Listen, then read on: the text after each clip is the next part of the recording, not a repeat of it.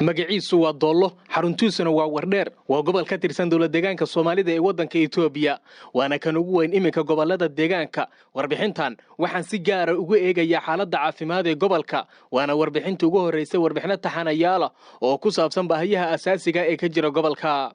baahida caafimaad ee gobolka ayaa ah mid aad u sareysa dadka degan dhammaanba deegaanada iyo degmooyinka gobolkana waxaa ku adag helitaanka goobo caafimaad oo ay uga raystaan safarada joogtada noqday ee ay u galaan daawo iyo dhakhaatiir aftaqaana cudurrada haya. 7 degmo oo gobolkani ka kooban yahay ayaa ka midaysan baahida caafimaad.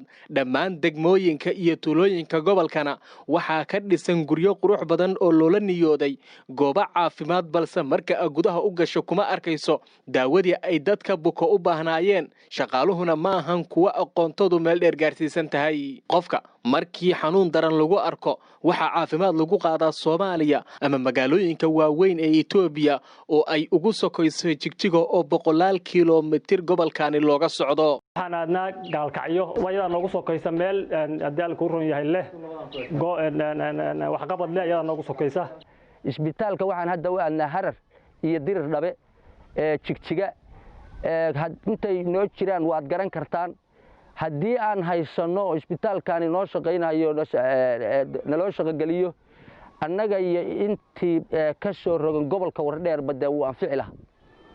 tira male inta qof jidka ku gooday xilli caafimaad loogu waday meelo gobolka ka baxsan. dawladda waxgaradka gobolka iyo siyaasiyiinta laga soo doortay gobolkani ayaa gabay doorkoodii ku aadanaa ka hirgelinta gobolka ee goobo caafimaad oo ay dadku kaga raystaan dhibaatada ay ku qabaan safarada dhaadheer iyo qarashka badan ee ay ku bixiyaan goobaha fagfag ee gobolka ka baxsan aadistooda.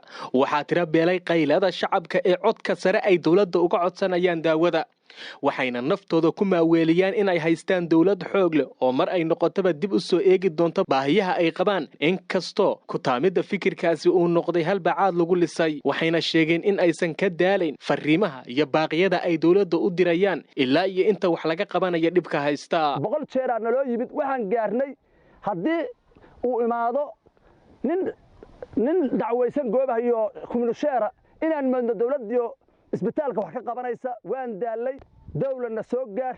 waxaan ka codsanaynaa dawladdu nooma waayin isbitaalkaasna ma qalabayn waayin. madaxweynaha iyo wasiirada iyo adaal ku xisbiga waxaan ka codsanaynaa in naloo qalabeeyo, in nala ku taageero, in wax nala ka qabto si degdeg ah. dadka cudurradu way iska soo badanayaan, way iska soo siyaadayaan. waqtiga iyo sabanka lagu jira waad ogtihiin. dadku dhaqaale saasa ma hayso, maalin kasta meel isbitaal fog ma aadi karo. dawladdu waxbay weydayna ma lihin, laakiin qadarta allay ku noqotay. hadda waxaan rabnaa in ma joojinayno warbixino hadee dawladda arrintaasna wasaasaanu idinku sugaynaa. dumarka uur kale waa kuwa ugu daran ee la kulma dhibka. xisaab ma leh inta mid gobolkani isku dhimatay ama dhiigbax u geeriyootay. 7 ka hor gabar u dhalatay qabalaha oo degan dadka degan kamid ah baa foolatay. dawana ma taalo dayci ay halkaas ma garanaysaa ay bayla dilaacday. waa ilmihii iyo iyadiiba ay isku dhibaatoobeen, khatar bay gashay, god qarkiisa gashay. dhibaatadaas oo jirta oo badbaado u baahan. waxaan codsanaynaa dawlad deegaanka iyo xafiiska madaxweynaha iyo haddii la ku roon yahay goobaha caafimaadka iyo xafiiska caafimaadka oo adeegaha bulshada. waxaan codsanaynaa in la soo gaaro. mar kastaba waxa laga cabanaya dawada way go'an tahay baa la leeyahay. xagga dawada aad looga cabanaya markaanu nimaad.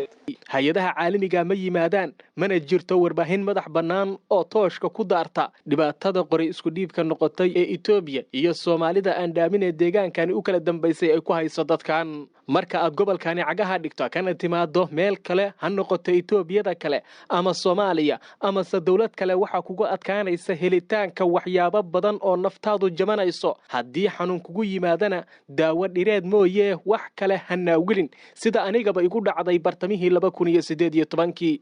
isku soo wada duubo haddii aysan dadka gobolkani u dhashay meel ay joogaanba ka tashan dhibaatada haysata, xaalkiisu waxa uu noqon jugjug meeshaada joog.